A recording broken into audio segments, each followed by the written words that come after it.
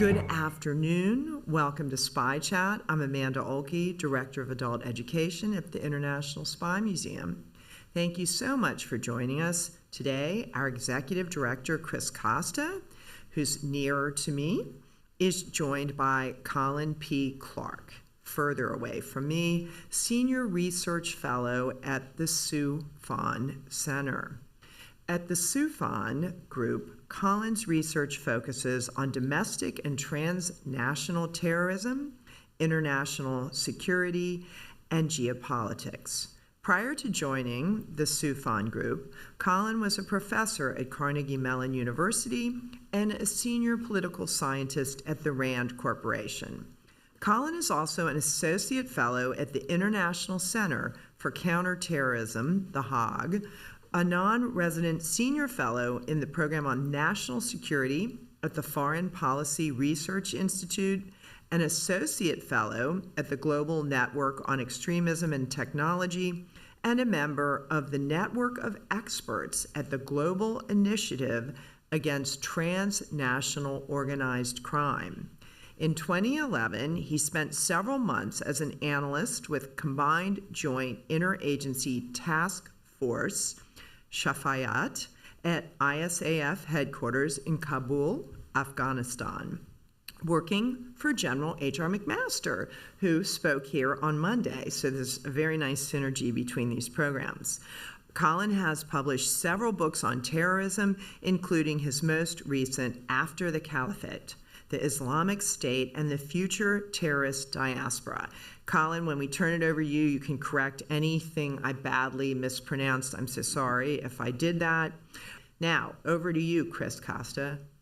Hey, Amanda, thank you very much for the introduction. As always, it's a great day to reconnect with Colin. It's great to have you here, Colin. Not only is Colin a credible voice for the issues that we're going to talk about today, but he's a good friend, and we'll talk about some collaboration that we've done in the past.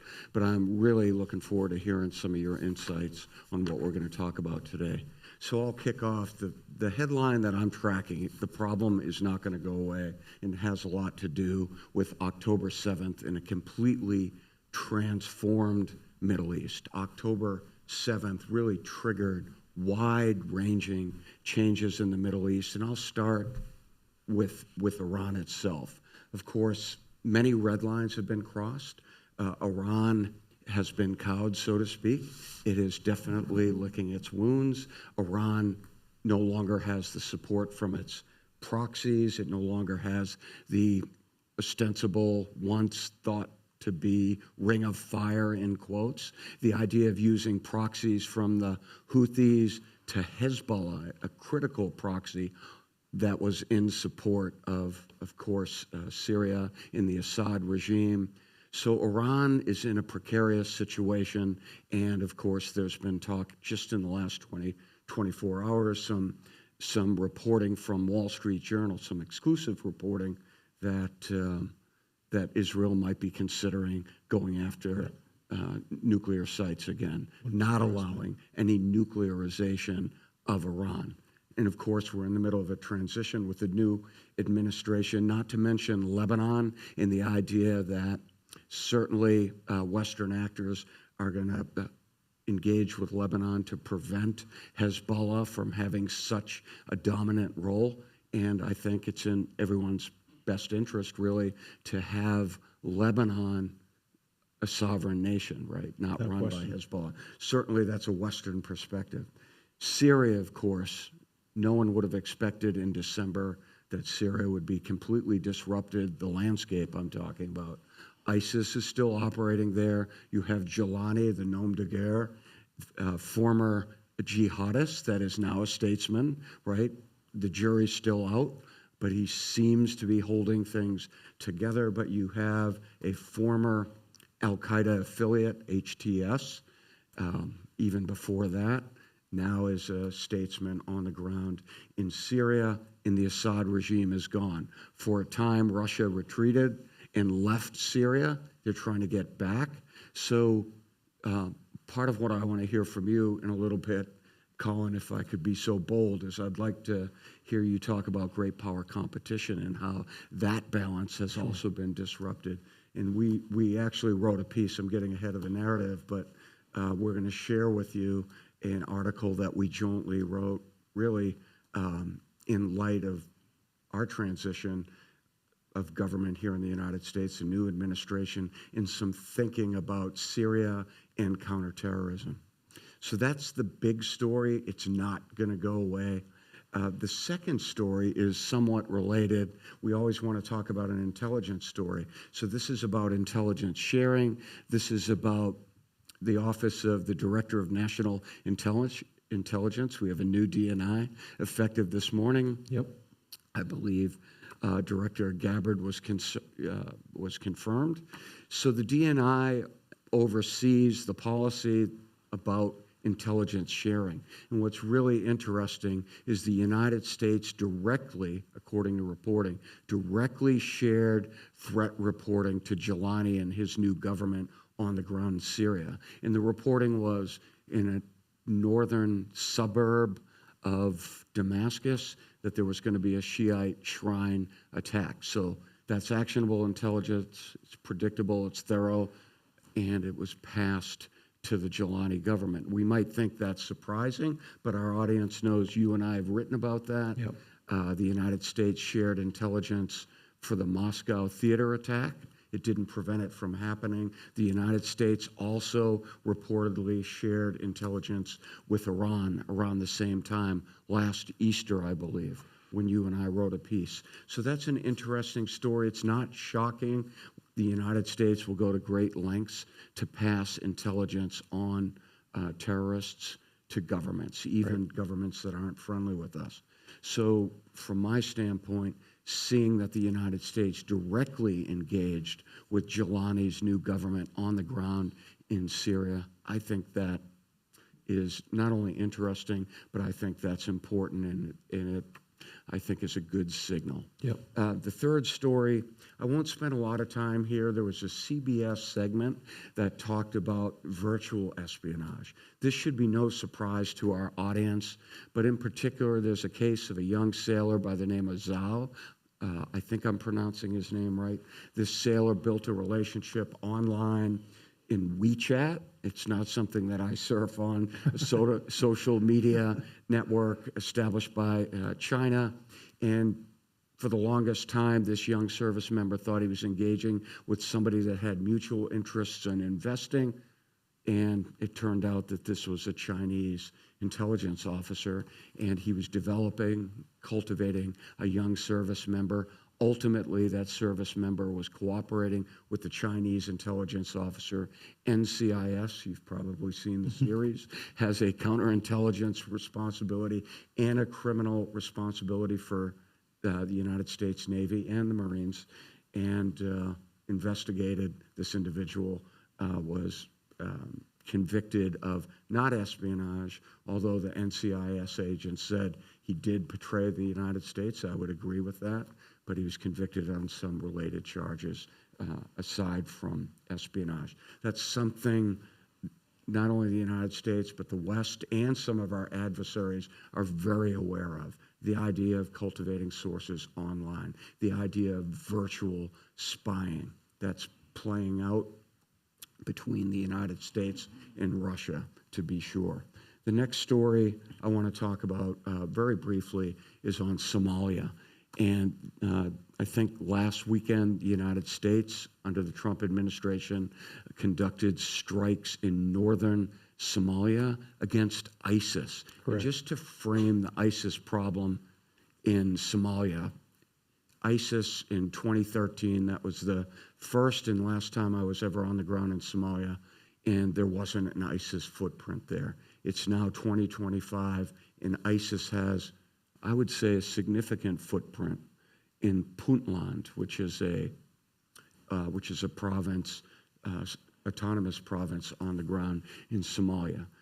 The Puntland government is pressing ISIS there, and the United States conducted strikes. I think that also was a good message to ISIS, because I think that foothold sends a strong message rather, to ISIS Central. So I think it's important to keep our eyes on this and remember Al-Shabaab is an al-Qaeda affiliate. They fight ISIS in Somalia.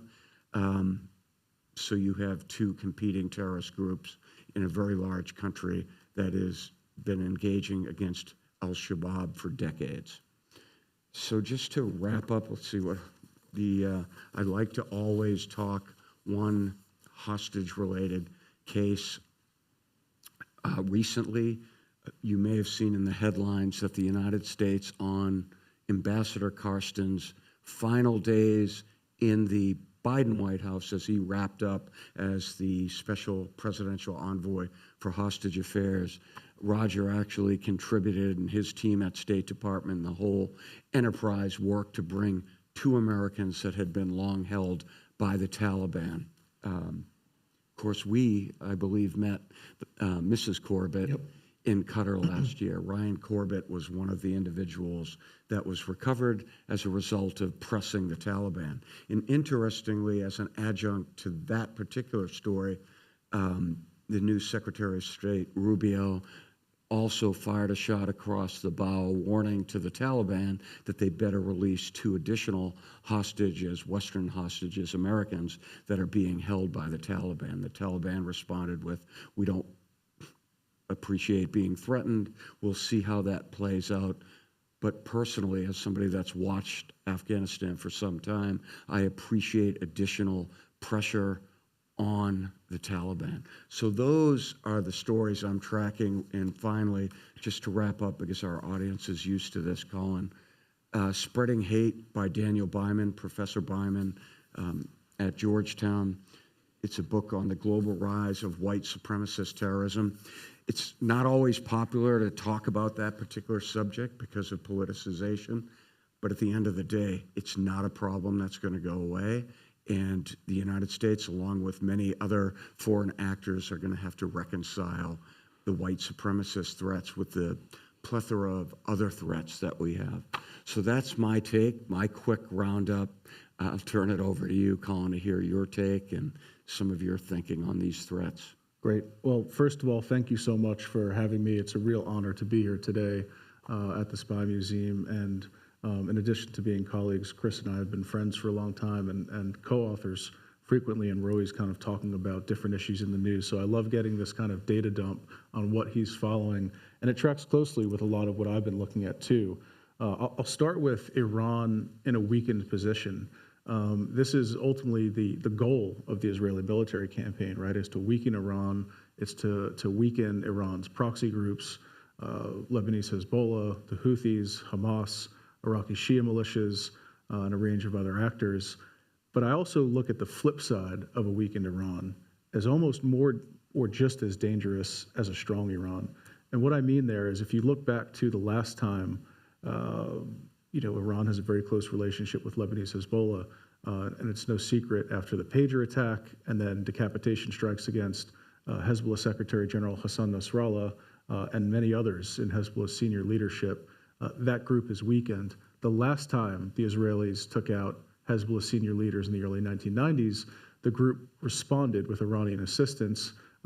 Iran went after Jewish and Israeli targets in Latin America. And so I'm worried about Iran reverting back to what I think its comparative advantage is, which is pure terrorism, right? It makes no sense for the Iranians to compete with Israel conventionally. They can't go toe-to-toe. So what do? They go the asymmetric route. Right. And I'm concerned about U.S. and Israeli targets, embassies in parts of the world that may be unprotected. Sub-Saharan Africa. Think about the East Africa embassy bombings. Think about Khobar Towers. Events like that that the Iranians could revert to.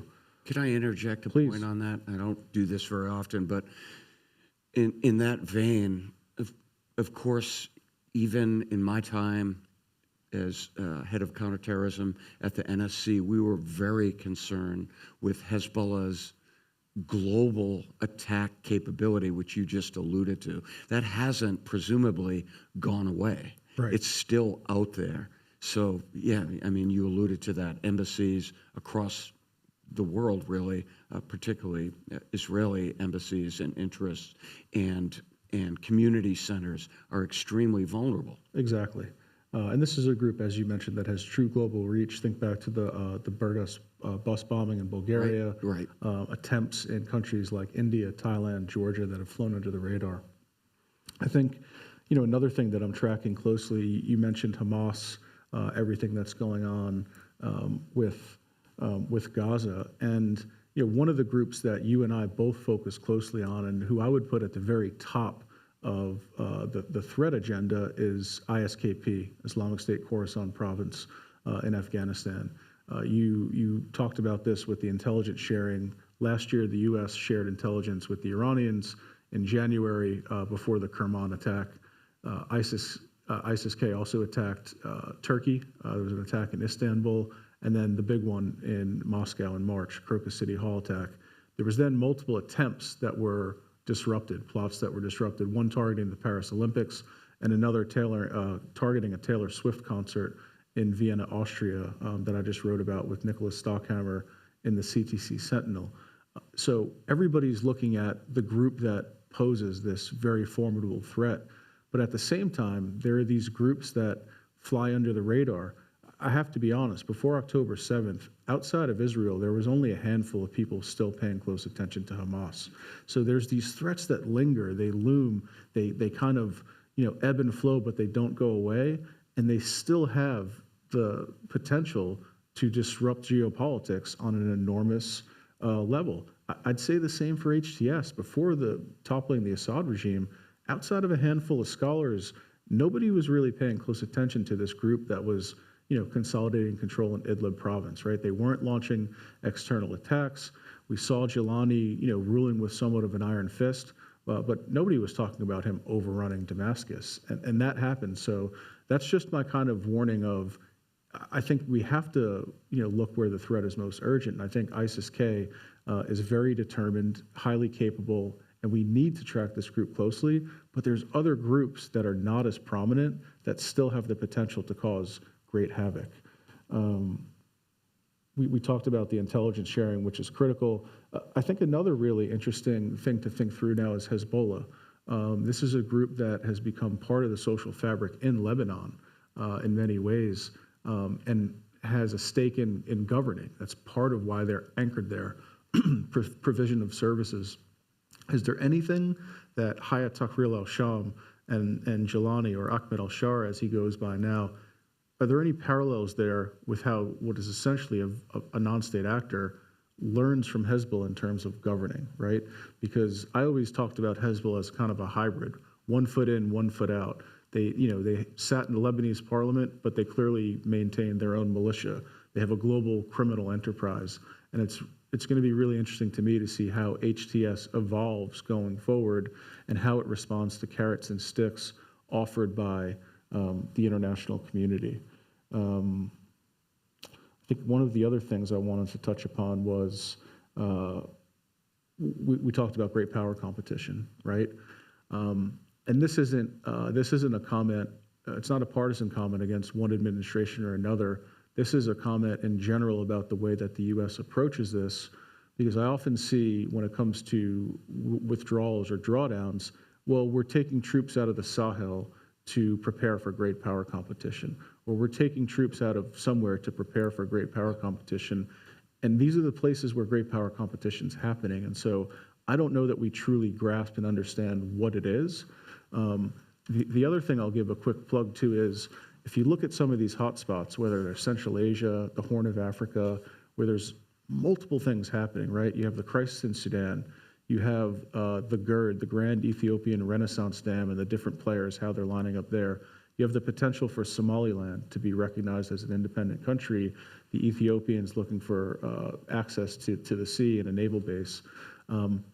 We talk about great powers all the time, the US, Russia, China, but a lot of the activity that matters right now is by what I would call second tier or middle powers.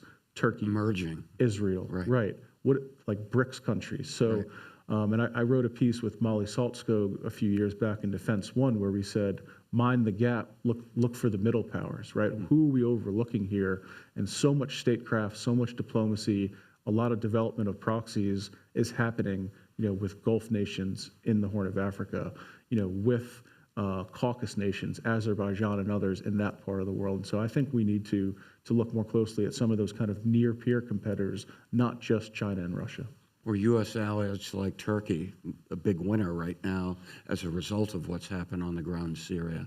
I don't know if you saw some of the writings on the PKK, thought to be a terrorist organization, well, not thought, designated by the United States and certainly Turkey, but also linked arguably to U.S. partners in the fight against ISIS. So it's a very complicated environment. Extremely complex relationship with Ankara.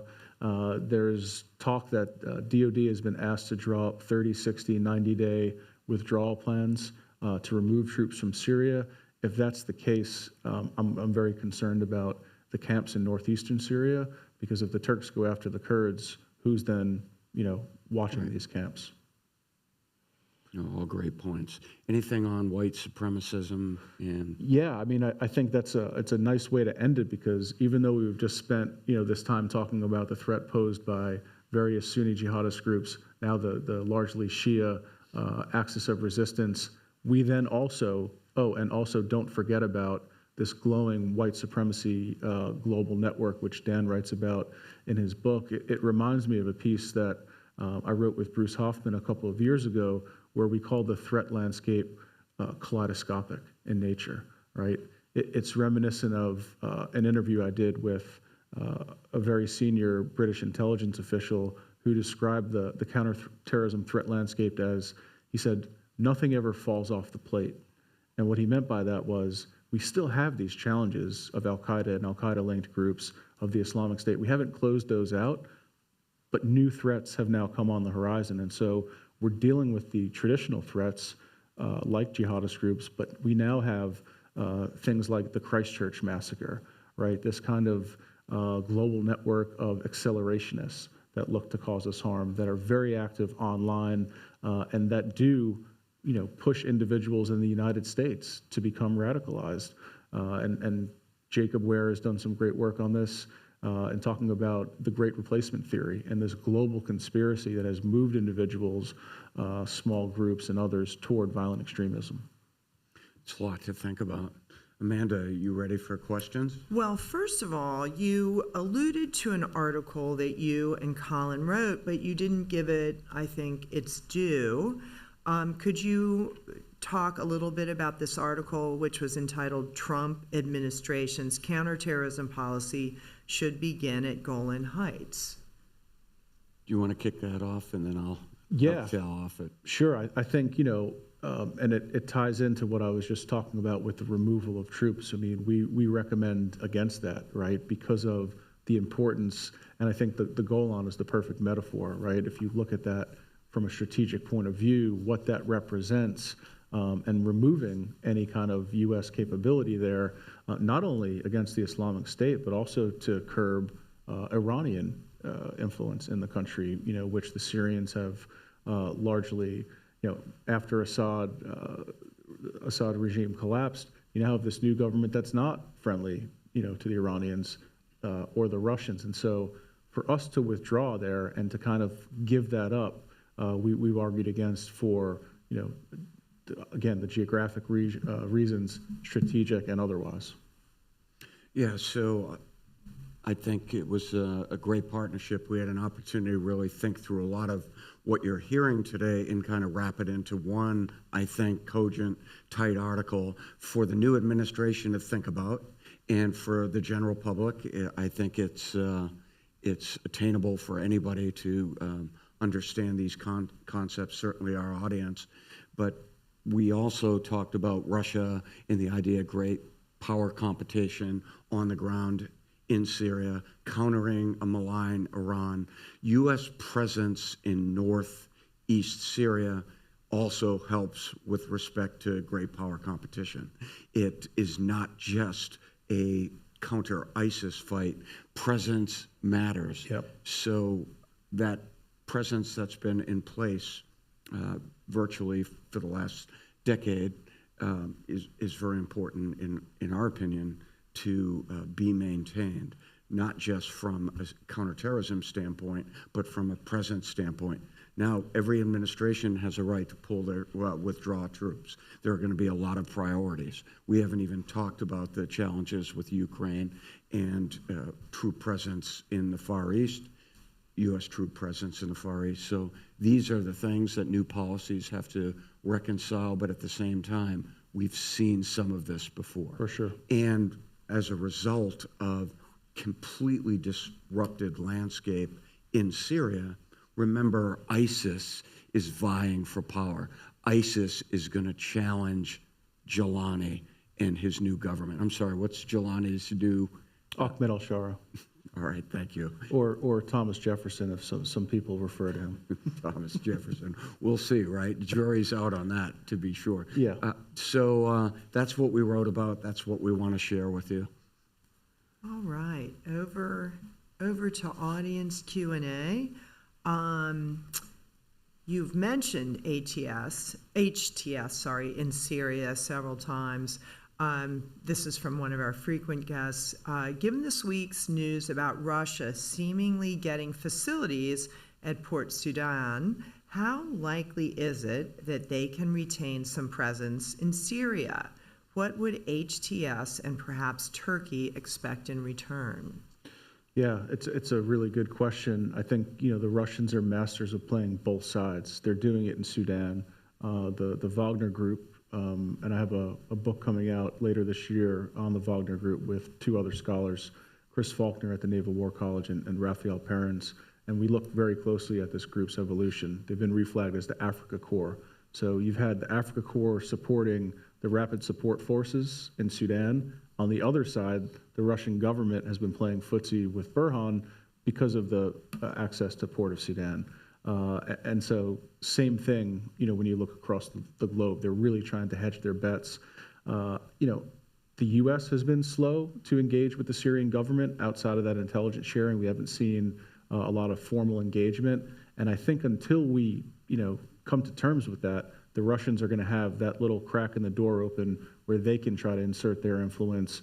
The bases in Latakia and Tartus, these are, crown jewels in Russia's kind of Middle East strategy. And so they're going to do everything they can to maintain a toehold. And I think when we talk about great power competition, it behooves us to be more forceful and to do what we can to dislodge the Russian presence and to prevent an Iranian presence from regrowing in that part of the world and being able to kind of use violent non-state actors on the ground to carry out their own foreign policy. That's a lot of what our piece talked about, was denying some of these areas to the United States' biggest adversaries.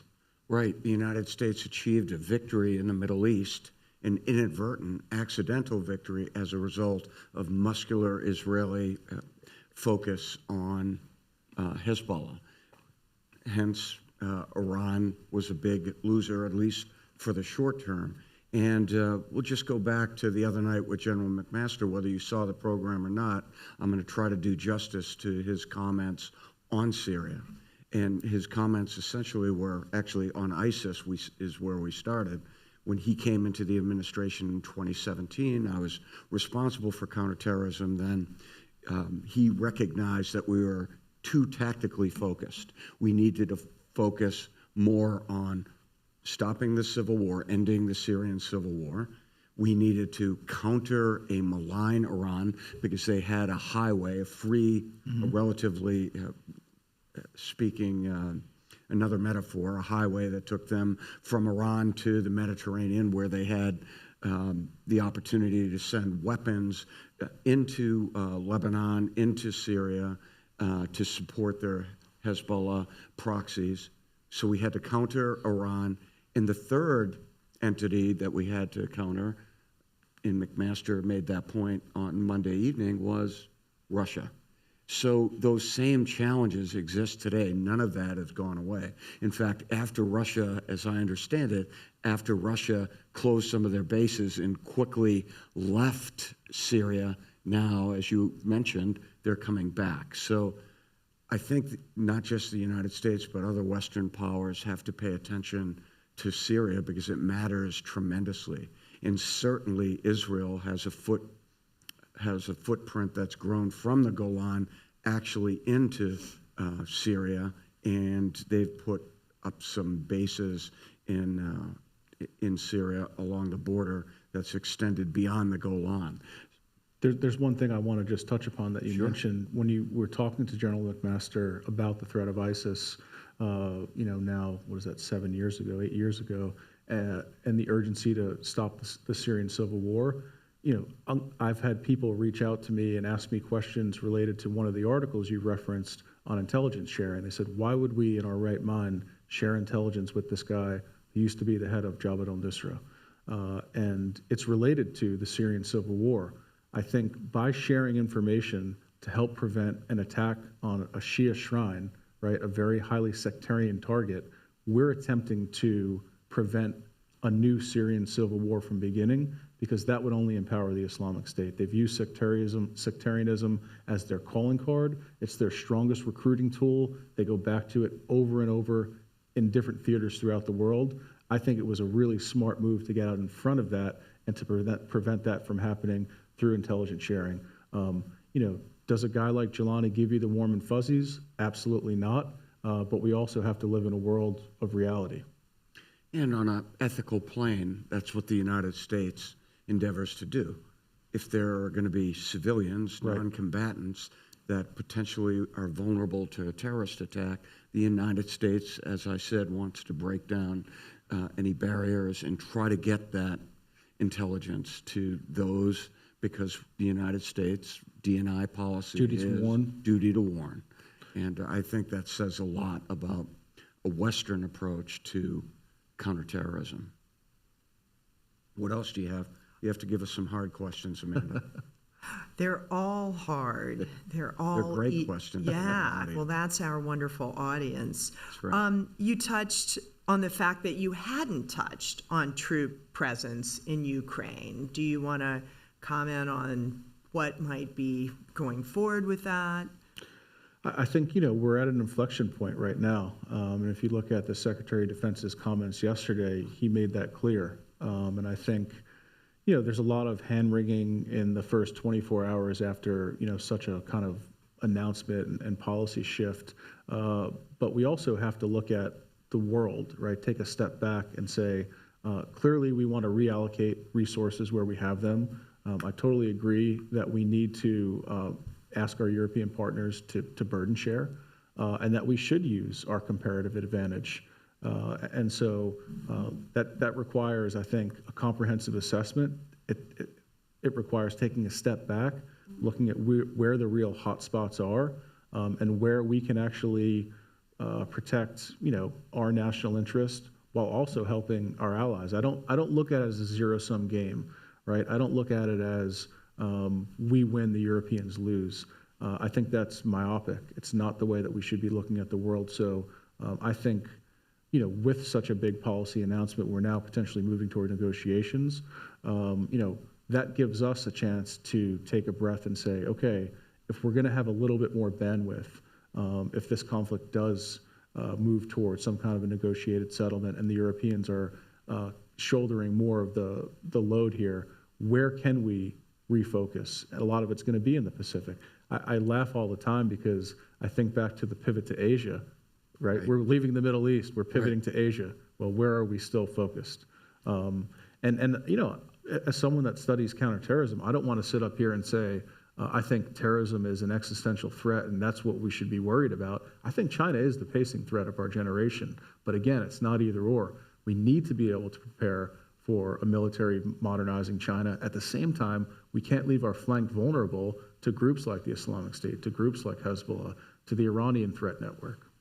And it has to be balanced. It's a resource fight as well. There's relative scarcity for some resources. The United States has to allocate the right amount of attention and funding for counterterrorism, but balanced with this thing we've called great power competition. The United States has been trying to do that for a decade. I was very concerned about that when I left the White House in the NSC in 2018. I used that very terminology. It's not an either-or proposition. And counterterrorism in the Middle East has a way of pulling you back. You cannot, the United States cannot disengage from the Middle East without consequences. And on a positive note, I don't know what your I opinion is. didn't on think we this. were talking about positive things today. Right. I don't want to be too glum, but I will say that there are opportunities here with Saudi Arabia Right. in engagement with the Emiratis, really to take some responsibility and work out some of the challenges with perhaps a two-state solution, perhaps a reinvigorated Palestinian Authority.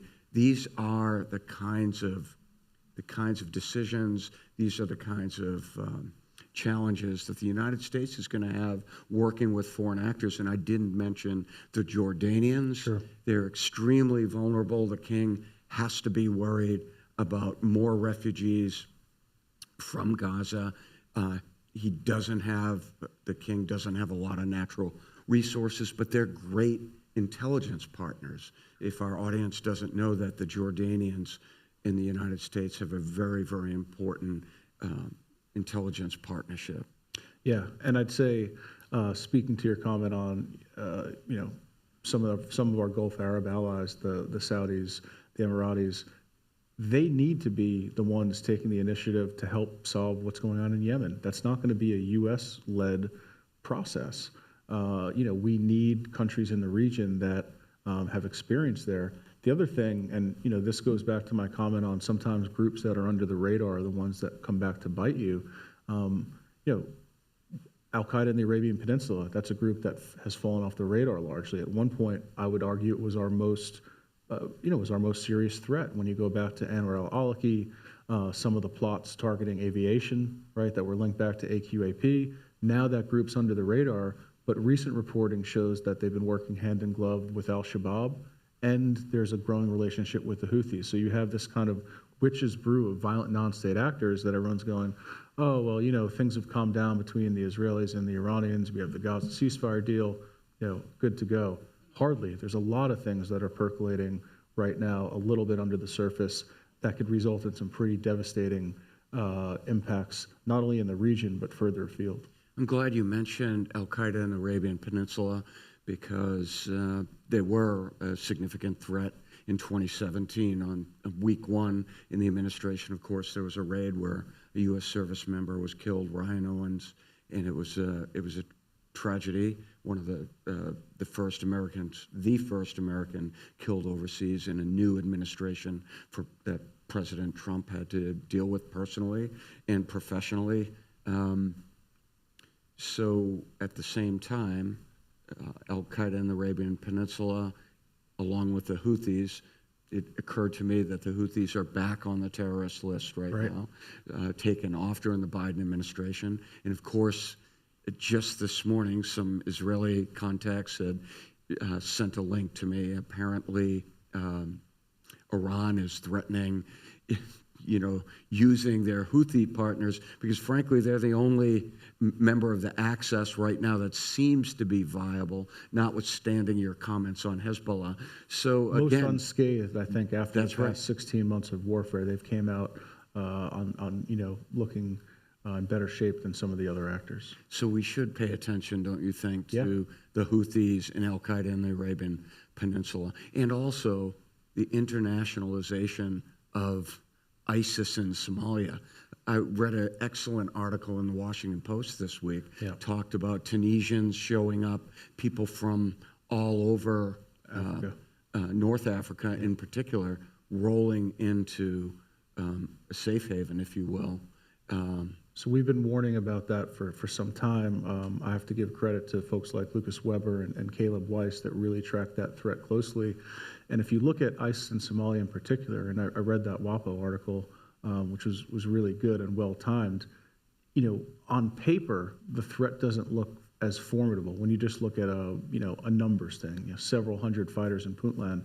But when you look at the role that one node plays in the broader network, the Al-Qarar office, it's critical for facilitation, it's critical for logistics, it's critical for sending money, including to branches in South Asia. So that node right there is a force multiplier and punches way above its weight within the broader directorate of provinces. And Aaron Zellen's done some really great work on this as well, talking about what's happening in Syria, how it's connected to these other theaters, including Turkey, Afghanistan, elsewhere. I don't know if either of you will want to comment on this, but do you have any thoughts you would be willing to share on the implications of the shutdown of USAID? Yeah, I'll comment on it. I think my concern, right, and again, I don't want to come out here and say the sky is falling. I try to really be sober in my threat assessments and to avoid threat inflation. I'm worried about the second and third order effects that we haven't thought through of some of these programs being taken away. Because when you look at who fills the void on the ground, there's been a lot of talk about, well, China's going to come in and, they're much smarter about soft power these days. But with my counterterrorism, hat on, I'm looking at violent non-state actors coming in and providing services in some of these places that then brings them political legitimacy. Think back to, I think it was 2015, there was a big earthquake in Pakistan. Pakistani government was either unable or unwilling to bring aid to certain parts of the country, so who showed up? It was Lashkar-e-Taiba, right? And so with that, they're around, they're being seen as helpful. That brings with it some real tangible political legitimacy that makes these groups more durable over time. That's how Hezbollah became part of the social fabric of Lebanon. They filled a void, a governance void, that the Lebanese government either couldn't or wouldn't. And so that's my concern, is when you have these programs kind of dry up in the Sahel, in Mali, Burkina Faso, elsewhere, that gives Al-Qaeda, the Islamic State, the ability to kind of step in there. We talk all the time about ungoverned spaces. I've always thought that was a misnomer. I've always called them alternatively governed spaces. We just don't recognize the groups doing the governance.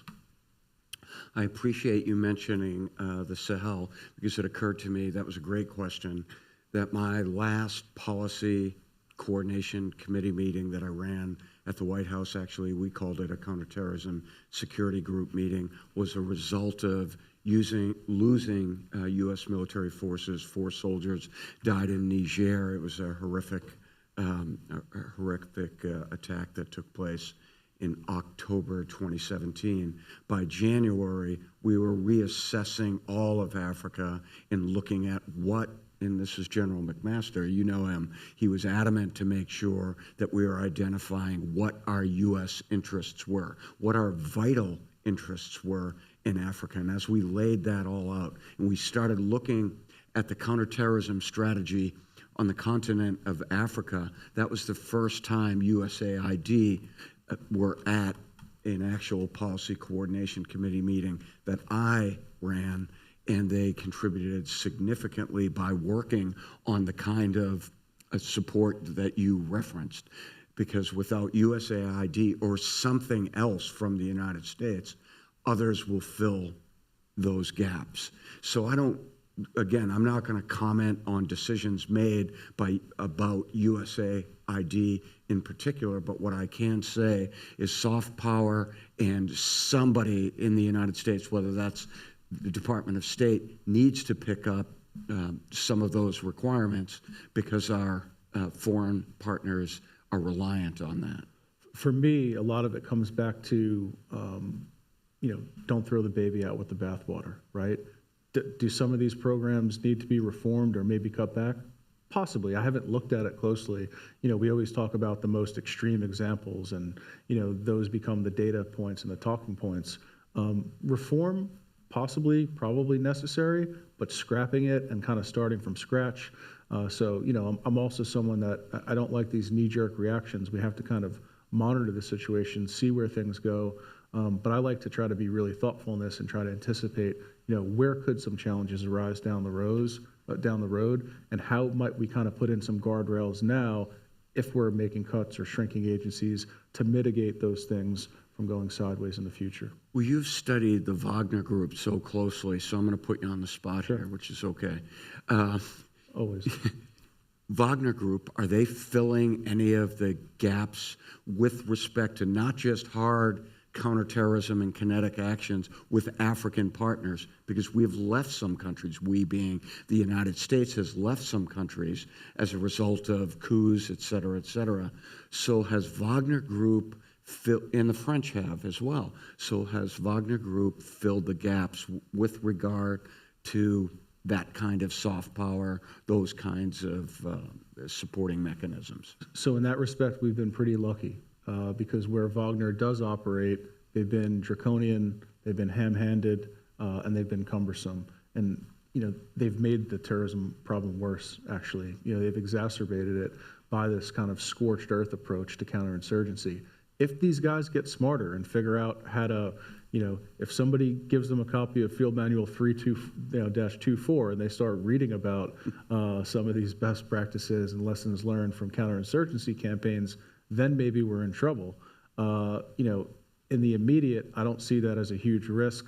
The other issue is if you look at how much the war in Ukraine has stressed that organization, and we talk about this in the book, it's essentially transformed the organization from what used to be, a fairly elite kind of Swiss Army knife of Russian foreign policy into conscripting people out of Russian prisons and jails and having them fight in exchange for access to HIV medication and just other really kind of dystopian things. This is my critique of the Russians, which is, we talk about them in this conversation of great powers all the time, but great powers don't need to conscript criminals to fight on the battlefield. What's the state of the Russian military, if that's the case, using these people for cannon fodder, bring in the North Koreans? That's not a great power to me. And so, you look at Wagner, and I also think other countries are watching how Wagner operates, and they're learning from it. I think the Chinese, are going to learn from that as they put out their own PMCs to guard Belt and Road Initiative spots. The Turks are active with their own PMC, Sadat. And so you're going to see other countries kind of follow this, but attempt to avoid the mistakes that the Russians made in giving Prigozhin so much autonomy that he, became a monster, a Frankenstein's monster that they couldn't control. I appreciate you also bringing up the idea that prisons were emptied in Russia to support Ukraine. Paul Whelan, you can catch that also on YouTube. He did an interview here. We had a great evening with Paul, who is, of course, a wrongfully held American, captured, arrested by Russia, accused falsely of espionage. And he talked about the prison being emptied and those young prisoners, if you will, in the Russian system went off to war. And it was a bad alternative because many of them died and they weren't taken care of. I mean, it's markedly different from the United States way of recruiting and taking care of troops and deploying them. I'd also say this, that story is not over. And I wrote a piece for the Wall Street Journal in February 2023 where I said, whoever survives from this group, right, and who knows what that number looks like, what happens when they go home to Russia? They're not becoming bakers and teachers, right? These are now criminals for hire, battle-hardened, likely with some significant PTSD based on what they saw and did in Ukraine, that you now have to try to reintegrate into Russian society, or they become the foot soldiers for criminal gangs, for oligarchs. They're essentially vigilantes there. Right. And I made the comparison to 1990s Russia, where it looked like the Wild West after the fall of the Soviet Union, where you had all these guys with pretty lethal skills now being snapped up by, various Russian mob figures being paid for targeted assassinations and other things. Colin, you mentioned some of the other countries who are watching the Wagner Group for lessons.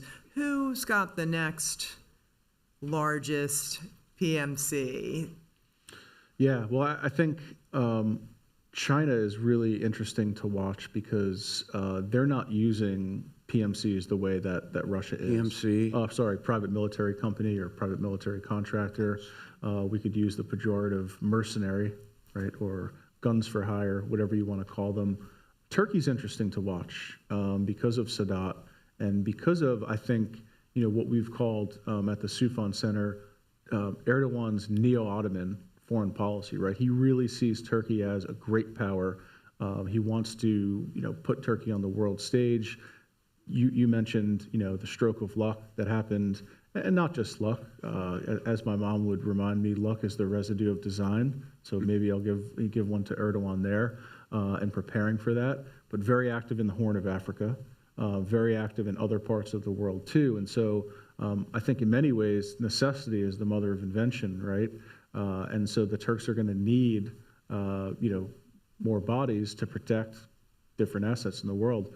And I don't think it's even an autocracy, democracy thing. I mean, a country like India may be interested in then using, right? This whole concept of plausible deniability to me is really interesting. And I think I'm almost too close to the subject. And I was on a call this morning with my co-authors as we finish our edits for the book. And we all kind of laughed and we said, it's not deniable, none of it's plausible. We know that this is the Russians, right? But if you go back to Crimea in 2014 and the little green men, all they needed was to have us kind of pause. And by the time we figured out what was going on, it was a fait accompli. And I think that's one of the useful ways that PMCs kind of play that role. You've mentioned Turkey quite a bit, and I am just going to read this question directly. It's from a frequent guest. What can be done to get Erdogan to climb down off PKK and get PKK to quit stirring in Turkey? That's a hard question. It's a loaded question. I think it's Turkey is, in my mind, one of our most complex relationships, right?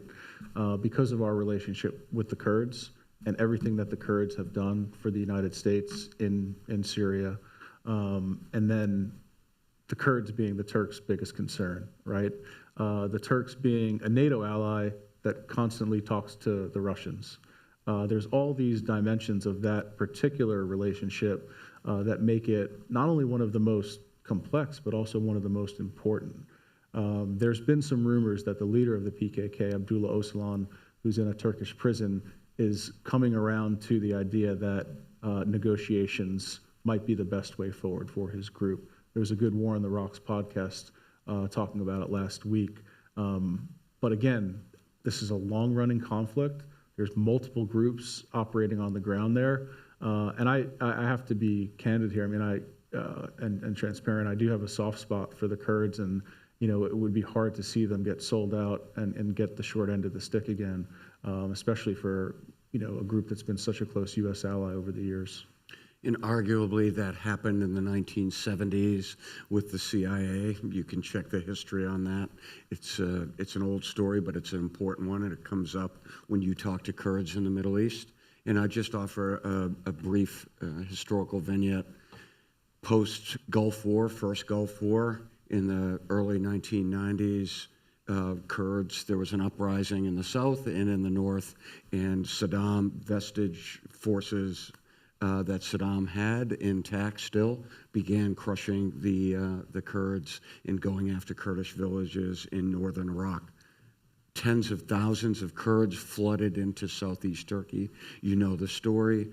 And all of a sudden, the United States was involved with a massive humanitarian support working along with the Turks. But at the same time, PKK were intermingling with Kurdish civilians that had just flooded into Turkey. Turkey wasn't happy at all. They wanted all the Kurds out of southeastern Turkey and back into northern Iraq. Seeing that dynamic, that complex environment firsthand while we're trying to save tens of thousands of Kurds that fled their house from Iraq and PKK terrorists and living with Turkish commandos at the time. It was a fascinating dynamic, but when you think about the Syrian Democratic Forces allied with the United States, which also you referenced in the fight against ISIS, these dynamics still continue to haunt the United States. I mean, not haunt us, but certainly the United States has to reconcile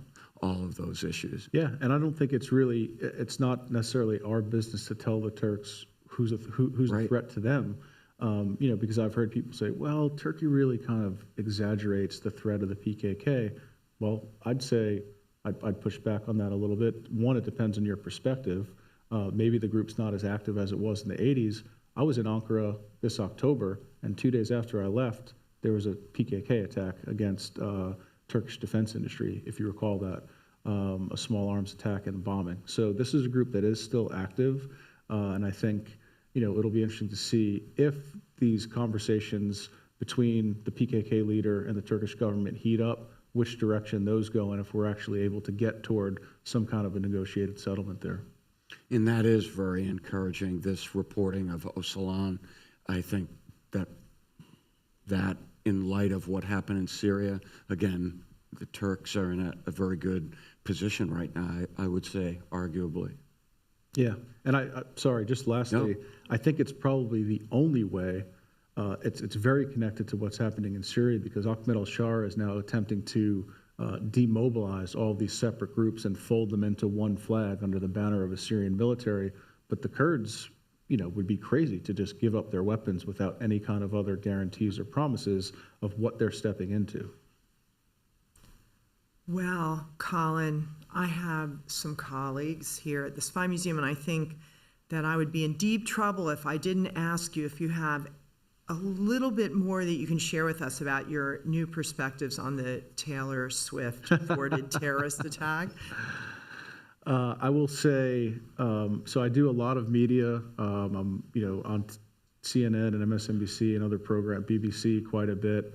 And my daughters are young; they're 6 and 9, and they're baffled that anyone would want to talk to me about anything. And why would Dad be on TV? The only time they thought it was cool was when I was on CNN talking about the disrupted plot against Taylor Swift. And split screen, it was me talking with Taylor Swift singing, and they said, "Dad's on TV with Taylor Swift." So I'll put that out there as the only time in recent memory that what I do, my worlds converged. Really interesting case there, because I think the intent was to mimic in some ways the Ariana Grande concert attack in Manchester back in 2017, which was also ISIS inspired. And so if that attack in Vienna would have succeeded, it just shows you what a good understanding ISIS has of propaganda, because that would have gotten them months worth of coverage, right? Because they're going after arguably the most famous pop star in the world. So target selection does matter. And I think, when you look at kind of quote unquote soft targets, we're going to see more plotting by terrorist groups toward that end. I'm someone that spends a lot of time on Telegram and in the dark corners of the internet, and we see them talking about all these different venues, the pros and cons of attacking sports stadiums versus music venues, the Olympics, obviously, UEFA. These will continue to be very high-value targets for terrorist groups moving forward into the future. Okay, before we wrap it up, could we squeeze in if there are any unique challenges that come to a country in a transitional phase? New administration, are there special threats that can occur? Yeah, I think it just takes a while to get your team up and running and kind of moving in lockstep on a strategy. And so that lag effect, in between the election and the first few months of the administration, I think can be a dangerous time. And I also think that terrorist groups are very cognizant and very aware of the timing. If you look at Hamas, and you now look at kind of some of the documents that have been uncovered, that was an active conversation about when to attack Israel and when did they decide to do it. When the Israelis were kind of suffering these spasms of protests in the streets against Netanyahu, you had IDF reservists on TV saying openly, this is negatively impacting military readiness. We're kind of at each other's throats here, and we're vulnerable. Yahya Sinwar, the now deceased former Hamas leader, spent time in Israeli prison, learned Hebrew, arguably better than any terrorist, knew the Israeli psyche, right, and was kind of very deliberate in timing. So that concerns me. If you look at some of the issues we're having with our own national security bureaucracy right now, that while we're all kind of trying to figure out who, comes out on top of this scrum, that it leaves us kind of, our underbelly exposed for something bad to happen. And if that does happen, it's only going to make the issue worse, right, with finger pointing. So I'm very concerned about that, but I'm also heartened by the fact that I think we have really dedicated civil servants, members of the national security apparatus that give everything they have to keep us safe, and they're really good at it. Any comments, Chris, or you want to? No, I think we're wrapping up, right? No more questions. Amanda, No. are we about done? I just want to thank Colin. That was lucid and it was important. And I know it's not always an upbeat message, but I think our role here has never been more important than to educate the community to the extent that we can on national security issues, on intelligence issues, and I really think we covered the waterfront today. And I'm super grateful you're in the process of writing books and doing articles, and I know you were here for other business here in D.C., but thank you very much, Colin.